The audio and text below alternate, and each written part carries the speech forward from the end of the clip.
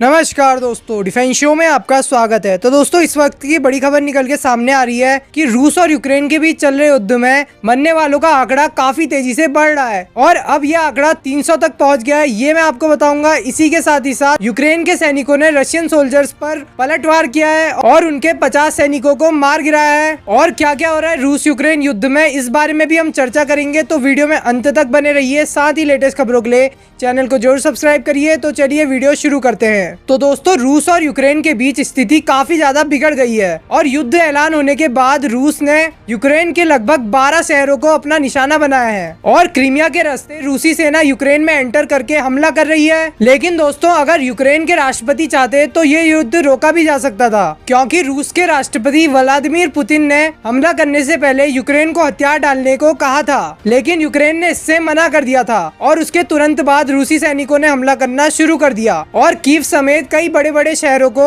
अपनी मिसाइल और फाइटर जेटों से तबाह कर दिया। जी हाँ दोस्तों, हमला करने के बाद पूरे यूक्रेन में अफरा तफरी का माहौल पैदा हो गया है और लोग पोलैंड की तरफ भाग खड़े हुए हैं। साथ ही पोलैंड की तरफ भाग रहे लोगों की मदद करने के लिए जर्मनी आ खड़ा हुआ है और इन लोगों की हर संभव मदद करने की कोशिश भी की जा रही है। लेकिन दोस्तों, जो अमेरिका बड़ी बड़ी बातें कर रहा था कि हम रूस को यूक्रेन के ऊपर हमला नहीं करने देंगे और रूस के ऊपर एक के बाद एक प्रतिबंध लगा रहा था, अब उन्हीं से जुड़ी एक अपडेट निकल के सामने आई है कि रूस यूक्रेन के बीच चल रहे युद्ध में अमेरिकी सेना हस्तक्षेप नहीं करेगी, यानी कि अमेरिका अब इस युद्ध से दूर हटता दिखाई दे रहा है। तो दोस्तों, इसी बीच यूक्रेन में मौतों का सिलसिला थम नहीं रहा है और यह आंकड़ा बढ़कर लगभग 300 के पार पहुंच गया है और इतनी बड़ी संख्या में यूक्रेन के लोग मारे जा रहे हैं। तो इस पर यूक्रेन भी कहीं पीछे नहीं है और यूक्रेन ने भी रूस के 50 सैनिकों को मारने का दावा किया है और साथ ही 6 एयरक्राफ्ट और 4 टैंकों को मार गिराया है। तो दोस्तों, इस युद्ध के बाद यूक्रेन का एक बयान सामने आया है जिसमें वो कह रहा है कि हम भी रूस के साथ युद्ध लड़ेंगे और उसे जीतेंगे भी।